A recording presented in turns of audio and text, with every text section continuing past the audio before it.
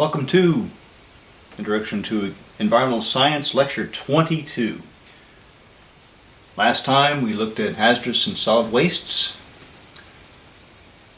This lecture is Sustainable Economic Development. The next lecture will be Environmental Ethics, the Foundations of Sustainable Society. And the final lecture of the course is Law, Government, and Society. You find this to be an interesting title, perhaps. What did we do there? That's interesting. There we go. Basically, it's a book that talks about why aid to Africa works and sometimes why it doesn't. Actually, it says why aid is not working. We'll talk a wee bit about that, but there are some fundamental things that perhaps we misunderstand about how aid actually works. So, today's lecture. Seen this before. We've seen this many times in this course. This is actually, if you look at human population growth over time, it has continued to be exponential. Yet what we also see is that in natural populations, a carrying capacity is reached, this magical K number, where the environment can't support any more organisms and the population stabilizes around a certain point. Well, human populations, we haven't reached that point yet, but we're going to be talking about how that is going to affect how we go into the future, economically, not just environmentally. Last lecture, we had this quote: living in a false economy where the price of goods and services does not include the cost of waste and pollution. Really, this is an idea of macroeconomics. If you can read my scribbling there. Macroecon. That's where this is leading us to. What is the larger economic system in play here? So for this lecture, we're going to talk about cities, places of opportunity, and places of crisis, and why people move to cities. How they've expanded, particularly over the last century. It's rather remarkable. Immigration. Why would anyone need immigrants? Well, there's a supply and demand there. The plague of cities, congestion, pollution, and water shortages, certainly those exist. Would it be worse without cities? Well, with our population, perhaps it would be. Shift gears a little bit to economic development. Yeah, this is an environmental science course, but we have a unique relationship between environmental science and the economic models out there. Some sustainable strategies for economic development. The Western Development Assistance Model. Talk about that. So we have some personal experience with this particular concept where I thought it was doing something good. It wasn't as good as we had thought it was going to be. Employing appropriate technologies where they belong. Some things work well in the developing world and some things don't. And then creating environmentally friendly systems of production. They're going to talk about how we account for, or how economics accounts for natural resources. Internalizing those external costs. It goes back to that quote we began the lecture with.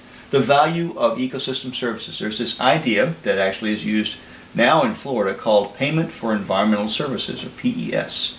We'll talk a little bit about that, how ranchers, farmers are being reimbursed for allowing water to be stored on their property. There being that water storage is an environmental service, an ecosystem service that we've found, or water management districts have found, it more cost effective to have them stored on ranch land than to build a $1 billion reservoir. New approaches. We are measuring some real progress here. What's the difference between these two acronyms? GNP and GPI. Maybe a quiz over that GPI question. And trade. Talk about development and jobs. So, this is a question that the source of this information couldn't resist putting it in here. What kind of world do you want to live in? Demand that I teach you what you need to know about it. I think that's hopefully one of the reasons for taking this course, is so that you can learn more about how our world is working from the environmental standpoint. So cities are definitely places of crisis. It's a cool city, look at all that. Can you imagine having a spire like that in your downtown, and then you got these little things. Really interesting stuff. I don't know exactly where the city is. But more than half of us now live in cities. More than one half. Next quarter century, it's going to go up. Next 25 years, there'll suddenly be 3/4 of us living in cities. Dramatic change from every bit of human history. You go back thousands of years, and most of us live by hunting and gathering, or farming or fishing, living off the land. We no longer do that. We now live in these really cool cities. Well, not all of us live in these really cool cities. So, the growth of urban and rural communities. When you look at this graphic, the blue line here, solid blue line in particular, is rural, more developed areas. You can see the population. This projects out through 2030. About here is approximately where we are with the current time frame. The population in millions globally is less than, and it has been less than, 500 million people live in the sort of rural developed cities, small towns essentially. Those who live in rural but less developed areas, and actually is a majority of people right now. It's interesting. There's a lot more people who live in those areas. Urban, more developed, those populations have continued to go up. There's about 1 billion people living in those urban, more developed areas. Those urban, less developed areas, that's where our difference comes in, right there. A lot of people live basically in the slums around these cities. So, when you look at how this has changed, 1950, in Africa, only 18.4% of the population actually lived in urban areas. It's projected that by 2030, not more than a decade and a half from now approximately, that population will go up to 57%. And that's the largest increase we have on this particular graph. Very close in Asia, we're only 19.3% in 1950. 59.3% of the population will live in cities in 2030, or by 2030. Obviously, it's a projected number. We aren't there yet. Here in North America, about 64% of us lived in cities in 1950. And yes, it's going to go up to 84.5%, but that's not nearly the, I guess, what's that, threefold increase that you see in Africa and Asia, almost threefold in both those cases, a little more than. So we certainly going to increase the number who live in cities, but it's not as dramatic as it is in other parts of the world. Megacity. What's a megacity? They're forming worldwide. Urban agglomerations. Love that word. It's a great word. Merges of multiple municipalities are forming. And they start a city in one place, and another city, maybe 100 miles away, and they expect to stay separate. Well, not always.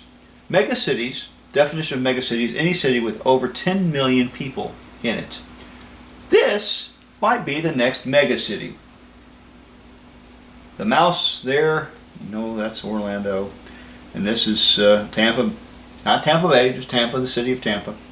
Growing together, the I-4 corridor. What will we call it? That's kind of an interesting question. The Tampa-Orlando complex. I don't know, come up with your own name. It'll be interesting. Cities really end up paving over vast landscapes.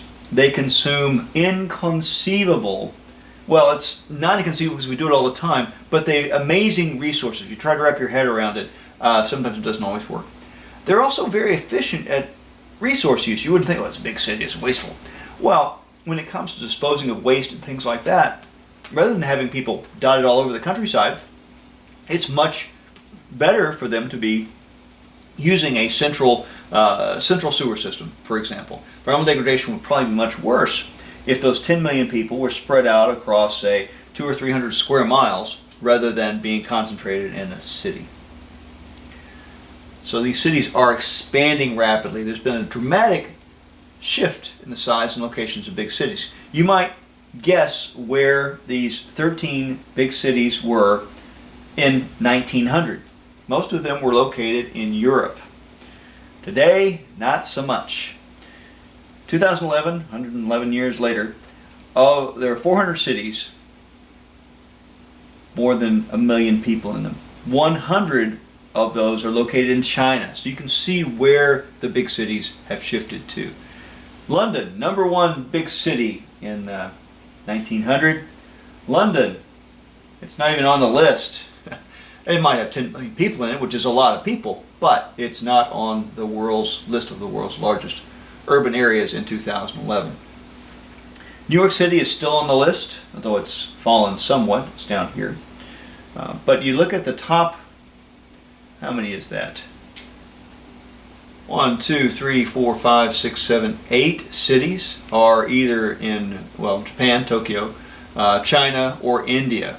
And that's where, and then you go on down the list, and there are very few cities in the developed world who are on that list. Los Angeles, New York City. Los Angeles, no LA on this first image here. Beijing is on that the list of well, it's not on the list of largest cities, is it? I thought it was. So you can see that most of these are European or in America. By 2025, at least 93 cities will have a population greater than 5 million. That's not that far away. Here's their locations. You can see there's a population concentrated here in Sao Paulo, certainly one in Mexico City, and then our big cities, New York, Los Angeles, and Chicago. But here's where the big population centers are. Asia, East Asia, China in particular, Japan, and India, somewhat in Indonesia. So this is where population is concentrated. 1.5 billion people live in China, 1.2 billion people live in India, and a lot of them live in these big cities. Sure, there's still some large cities in Europe, but they're quite a bit smaller than elsewhere. Why immigration? So there's a lot of push and pull for people to immigrate. Many reasons for it. China, since 1990, or America throughout the 20th century, we've been doing this since about 1900, mechanization on the farm in particular, where you suddenly have these big tractors. You don't have manual labor out on the farm. It's eliminated jobs, and it's driven people off the land. People also move to cities because opportunities are there and independence is offered there. You don't have to be stuck in the same role that you were in your village. Cities offer jobs, better housing, entertainment. Oh, we have plenty of entertainment around here if you like watching cows. Freedom from the constraints of village traditions.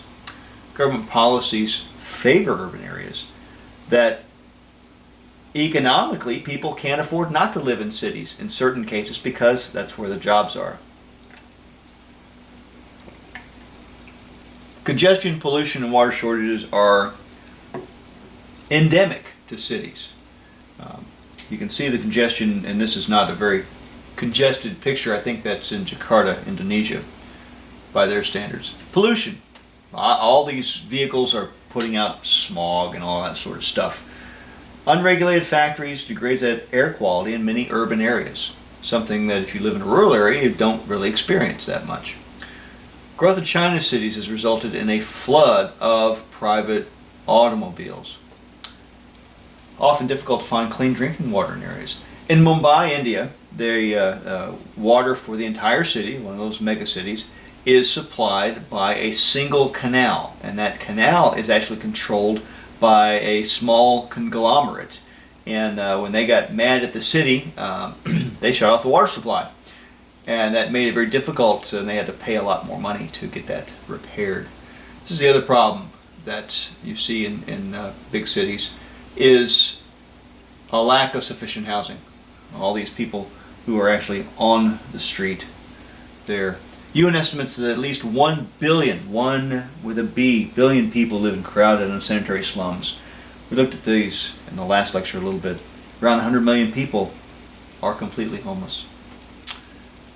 This is a picture of a shanty town. These are cardboard or paperboard shacks right along the railroad there going into Jakarta, Indonesia. A lot of people live in these. This is that undeveloped urban area. Recall this? Smoky Mountain, Manila, 50 meters high, big old garbage dump. 25,000 people live and work in this area, Smoky Mountain. Like many of our environmental issues, you got to improve urban conditions, but those decisions about how urban conditions are improved are decided by economics. Is it cost effective to improve something, or should we move to the suburbs? What sort of policies, what sort of is when we see an eyesore like this, we're just going to cut it down, tear it down? We're going to rehabilitate it. It just depends upon what sort of policy an individual city is following. So, delving a little bit into Western development assistance, which you might not have thought very much about, two questions. What is Western development assistance in the first place? Well, it's activity that helps to support the developing world. So, two ways of looking at this. Why is it bad to offer or accept development assistance from the Western world? Why is it bad for us to do that? The other flip to that is, what do we need to do better so that Western development assistance does what we intended to do, which is to assist, not to harm? And I've got a couple of examples coming up here. In the past, we always looked at these Western ways, in other words, European, American ways. They were always right. That was how we looked at it.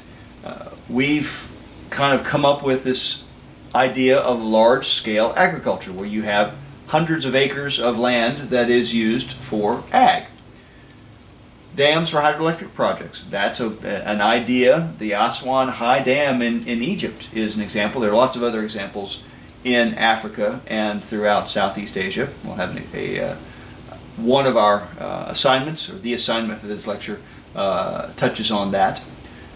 And then bringing in and giving away these Western goods, supposedly to help with certain problems. Talk about the specific here in a sec. There's also past practices at Western. So we have large-scale. What's wrong with large-scale agriculture? Well, it provides food for the 7.45 billion people on the planet. But in the meantime, it's also driven a lot of family subsistence farms out of business. They are not competitive. It's hard to compete against something like that. Sugar cane growers. You think of the big corporations are the only ones who can afford to make a living from sugar cane. A small private farm is not going to be able to do that. We have dams for hydroelectric projects on rivers. Well, that's a good thing. Power is good. We've seen that throughout this country. But what it does is it destroys those hunting grounds, fishing grounds, farming land. All these indigenous folks live in these areas where they're flooding the land, and they won't receive the electricity that's being generated. So they're being forced. Maybe they will if they have to move to the city, but they're being forced off their land for that greater good. Then there's this idea of bringing in and giving away Western goods. Well, let me elaborate on that. I have a personal example of that, personal experience with it. Not that I've traveled abroad, which I really haven't. But we had this project called No More Malaria. Great concept. I still believe very strongly in it. It just needs a tweak or two. So the need is there. Malaria in Africa still kills more than 500,000 people every year. The Ebola crisis that enveloped Africa in 2014 and 2015, I believe the total number of people killed in that who died from Ebola during that outbreak was 10,000, which was a crisis. It was a horrible thing. But 500,000 people in Africa die every year from malaria. What can we do about that? Well, simply providing mosquito nets to poor villages can and does save thousands of lives. It's done. But there's a different sort of model in the No More Malaria project. We're going to give away mosquito netting, and it was impregnated with mosquito repellent with insecticide, provided by donors. I was one of those donors We have our church came together and donated a lot of these mosquito nets to this charity. Well, we didn't consider these things. First of all, there were local mosquito net manufacturers in the area. Second, it's a small operation. Yeah, it's not Walmart, which is where we actually, I'm not against Walmart, but it's not like a big box thing. Small operation, few employees, low volume, but scattered throughout. So what happened? It's important to the local economy because it supported those local workers and their families and kept mosquitoes away. So what happened when the free market was flooded, when the market was flooded with free mosquito nets? Well, those guys were driven out of business. So what will we do better in the future? Well, another example, and Heifer Project has a long history. It's called Heifer International now. In the 1950s, they provided cows for subsistence farmers in rural parts of the world. Often, those were located in the tropics. They grew these cows. Cows were from the Midwest, and shipped them as heifers to places like Indonesia, Sri Lanka, Ghana, tropical environments, where your typical Guernsey is not going to do quite as well as perhaps some other cows would do. So the farmer was then to breed and raise the heifer and give the calves away or share some of its offspring with their neighbors and kind of continue that process. Well, guess what? We had these heifers from the Midwest who didn't do nearly as well in the tropical heat as perhaps a cow or a water buffalo that had actually been bred there in one of those countries, Sri Lanka, Indonesia, Ghana, and others. Today, Heifer International has changed its focus. They've gotten smart. They now provide microloans, pine trees, beehives, fish. Yes, and they still do heifers.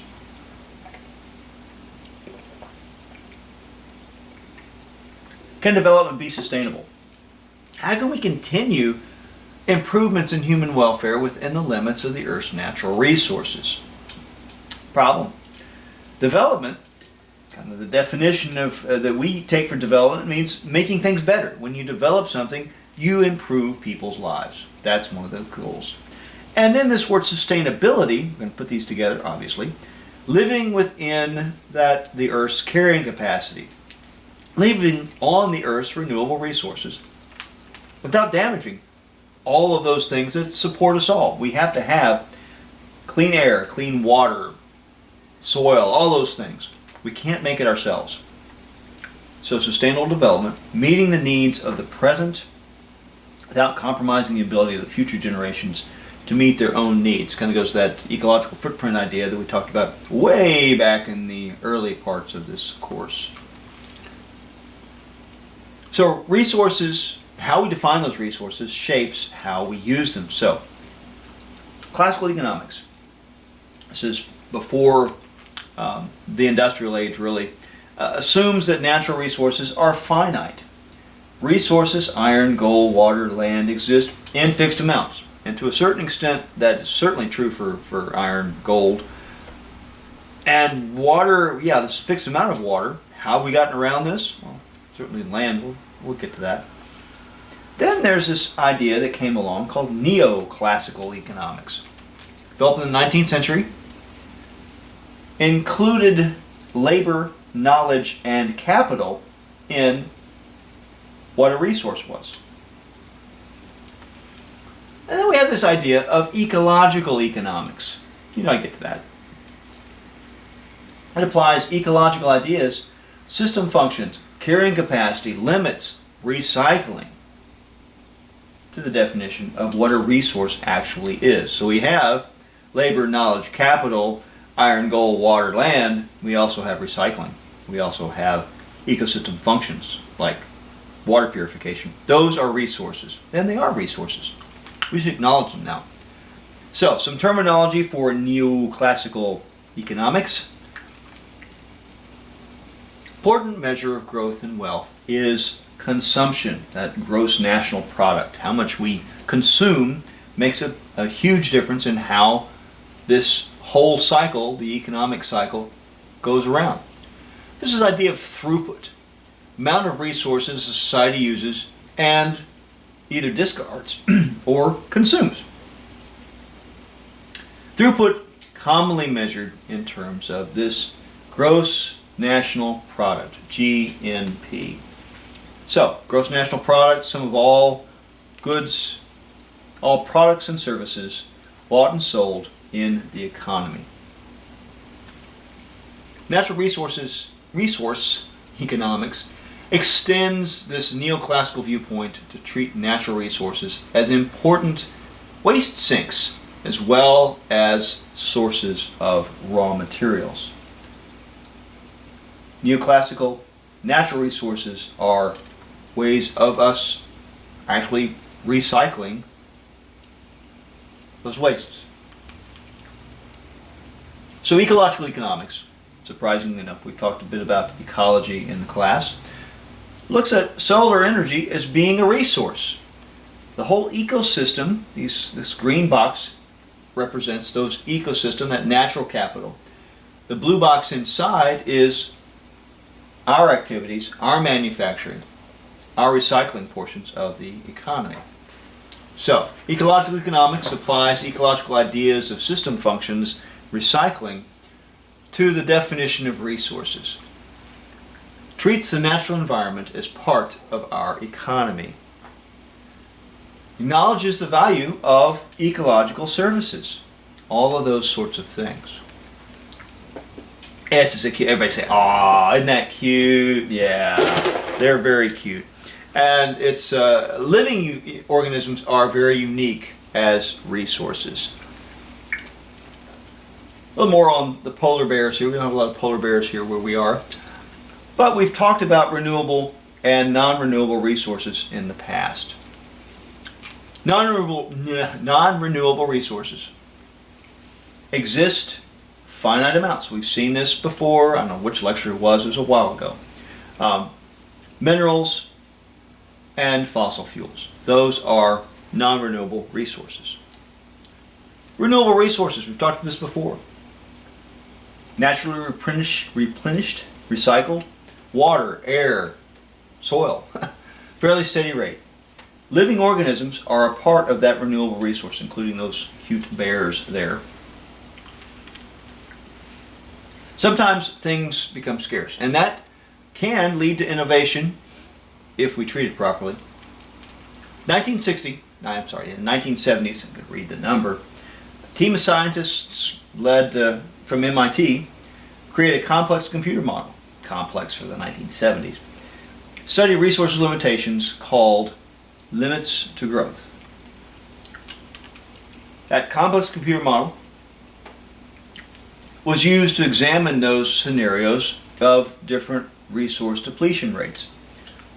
Now, okay, it says computer model. Yes, it was complex, and computers are a lot more complex today, but the model itself was very robust. It was very effective. It took a while to figure it out because it didn't have the computing power we have now. But it was still very valuable, looking at growing populations, pollution, industrial output for its time. Most of these models predicted that our population will boom and bust. Remember this graphic here? You go up like that, and then that's what the population should do, around that carrying capacity. As we run out of natural resources and then drown in pollution. That's what their models were showing. Well, gosh. Business as usual model. This is from that limits of growth. So resources in 1900 were relatively high. As we move into the future, say about this is 2050, and we're somewhere in here, the resources are starting to drop off. And you can see the resources kind of bottom out as we move into the future. Population, and certainly population has done this. We've seen this population, although it's actually gone more up like that, but that's a matter of, I guess, scale. Population has increased. Sorry, the wrong graphic. The green one's population. Sorry about that.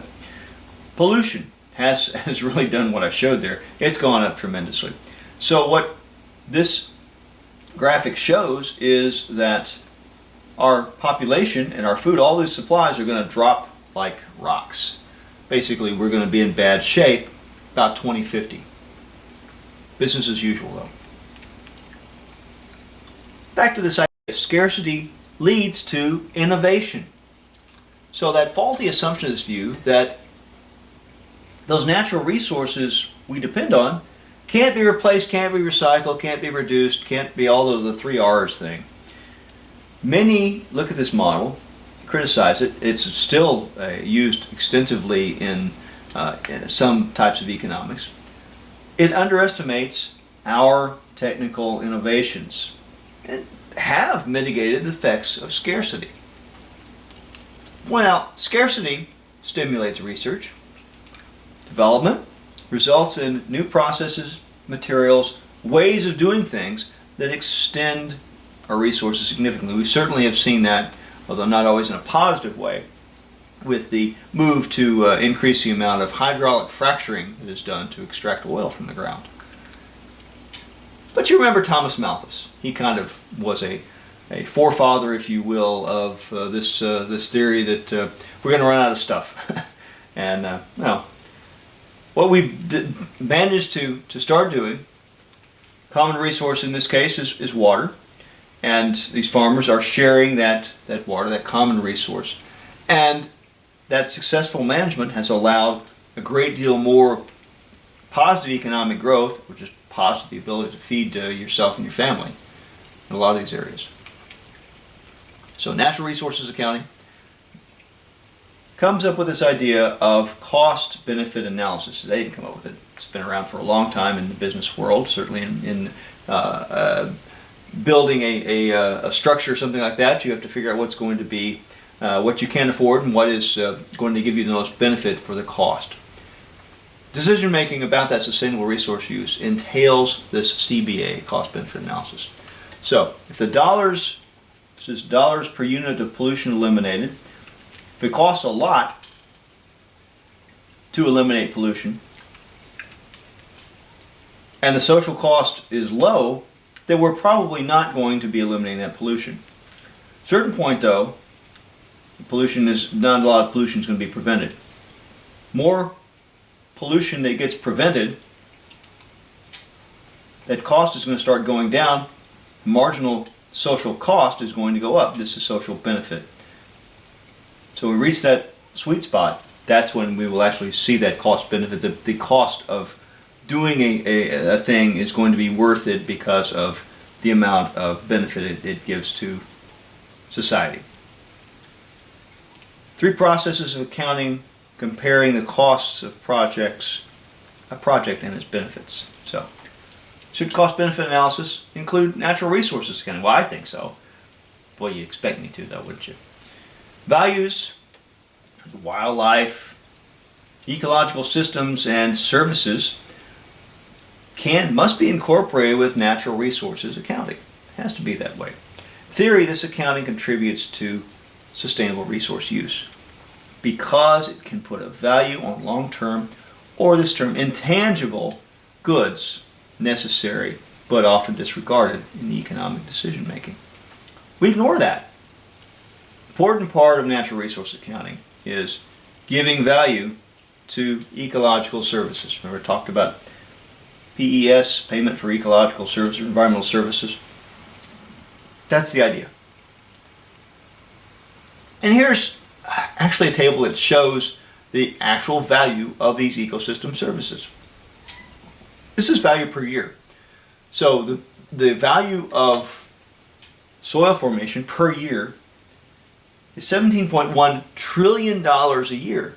That's quite valuable. That's a number that you can actually stick your hat on. Because why is soil formation such an important ecosystem? Why is it so expensive? Well, primarily because it's hard to do. You don't form soil quickly, certainly not overnight. Recreation is another important ecosystem service, $3 trillion a year, US. That's the value of it. You go down the list, water regulation, supply, climate regulation. I read several papers about bees. Where's my pollination? There it is, pollination.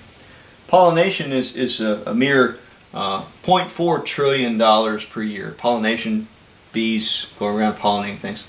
Gosh, that sounds like a small number compared to the rest of them, but it is still $400 billion a year in value to us from pollination.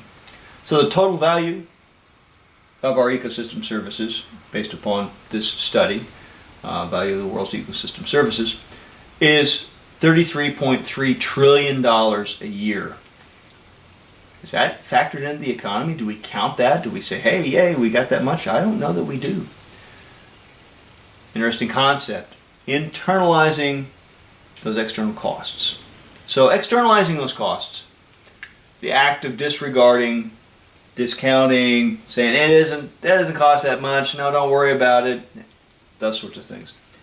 Discounting resources or goods that contribute to producing something, but for which the producer does not actually pay, like clean air, clean water.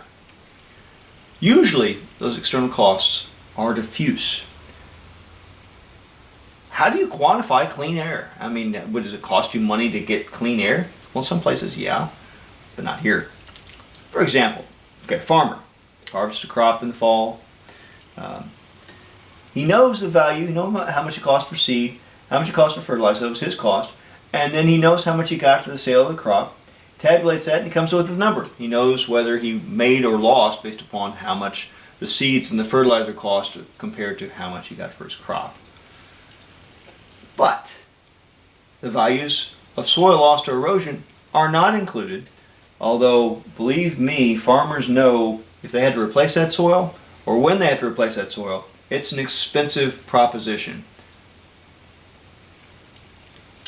It's a new approach to things.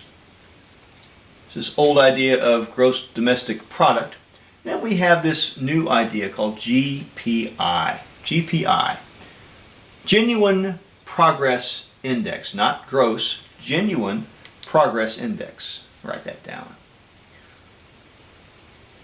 Yeah. What does it mean? Well, it takes into account several things. Real per capita income, how much we're actually making. You can see that the GPI number, according to Daly and Cobb, has been pretty flat. Quality of life is added into it. How do you quantify that? I don't know. They have a method. Distributional equity. How evenly distributed is the income? Depletion of natural resources. How much does that actually impact our progress, our genuine progress? Are we making headway economically? Genuine Progress Index. And the environmental damage that is done to get to our GDP number. Value of unpaid labor. You might think unpaid labor, those are people who are volunteers, who are working for free because they love to. Well, I think of unpaid labor more as being a stay-at-home mom or a housewife. Not to be gender neutral about it, but that's generally who does it. That is labor, it is valuable, and for the most part, you're not paid for it. So, that's what unpaid labor is. Genuine Progress Index. Maybe I can remember that to the end. I hope so. Trade can be a powerful tool in expanding our resources and raising our standards of living. So trade is also much debated, routinely debated now. How should we go about trading? Who should we partner with? How is it fair? That's not a question we're going to try to address here because that's an economics question and political question. Too often, the poorest, least powerful people suffer when you look at the global marketplace. And you say we don't have a global marketplace, we do. Kind of, you can stick your head in the sand and say, well, we don't really have a global marketplace, we really should just have a United States marketplace. Well, it's going to be difficult to go back to that. Not to advocate for one side or the other, but the truth of the matter is it would be difficult to go back to being isolated from the rest of the globe because our economy is too tied into these things. Systems often keep the less developed countries in a perpetual role of resource suppliers. We had an exercise, an assignment in the last unit where you were to look at the cell phone, the list of metals in the cell phone, and figure out where those things came from. And a lot of them came from the developing world, from parts of Africa. An example of how the less developed countries are kept in that perpetual role. WTO, World Trade Organization, has issued numerous rulings that favor international trade rather than pollution prevention, protection of endangered species, or protection of indigenous populations. Trade is more important to the World Trade Organization. Maybe that's a part of their name too. And there's this idea of microlending. Basically, it's small banks, small scale loans, $100, which in this country that doesn't seem like it's a lot of money, but in the developing world that can get a small business started. This woman is selling, I'm not sure what she's selling, but whatever it is, looks like spices or something like that. She got started because someone loaned her enough money to buy some resources and put this small table together in a marketplace. Microlending. Assisted billions of people. No other way to borrow money at reasonable interest rates. And they need a little bit of money to get going. And once you get going, you have this process of running a successful small business, repaying the loan. It transforms many individuals. There are market mechanisms that do reduce pollution. Economists believe market forces can reduce pollution more effectively than rules and regulations. I'll give you a case in point. Since 2006, the United States has dramatically reduced the amount of greenhouse gas, carbon dioxide emissions, the carbon dioxide that we emit in this country. It hasn't happened because we suddenly have this tremendous greenhouse gas, this carbon dioxide cap and trade thing, or that it's suddenly the industry got wise to it. It's because we burn a lot more natural gas today than we did in 2006. Burn a lot less coal. Coal is a huge source of carbon dioxide. Natural gas is much lower, and natural gas is much cheaper and cleaner. So the economics, the marketplace, has taken care of that. You could look at assessing a tax on the ton of carbon emitted, and that could encourage businesses to reduce greenhouse gases. I'm not sure that is going to necessarily go forward or fly, but it has certainly been considered, and the idea actually is called cap and trade. Cap and trade, you have upper limits set by mandate, which you will do this within a country or across countries, how much a country, a particular type of industry, a sector of the economy is allowed to emit in terms of carbon dioxide. You can do it for you can do it for nutrients, you can do it for anything, but there's a cap on how much they can release. Once you reach that cap as an industry, you can't emit any more unless you pay a huge fine. But there are companies that can cut pollution more than others, and then they can sell that credit to other companies that have difficulty meeting their mandated levels and make money off of it. Communities can do the same thing. Small rural communities, if this were to go into effect, would probably be able to actually claim carbon credits for their composting activities, or for the amount of natural land they have. All those things hold on to carbon, and they would be paid by someone, a large industry, that couldn't meet the limits. I don't know if it's going to work or not, but that's the idea behind it. So cap and trade, probably not coming to a theater near you anytime soon. It's a graphic that may be sort of surprising. When it comes to people being laid off, it's not because we suddenly put in all these restrictive environmental rules. Seasonal work is the number one in this graphic, and certainly is the number one reason for people losing their jobs.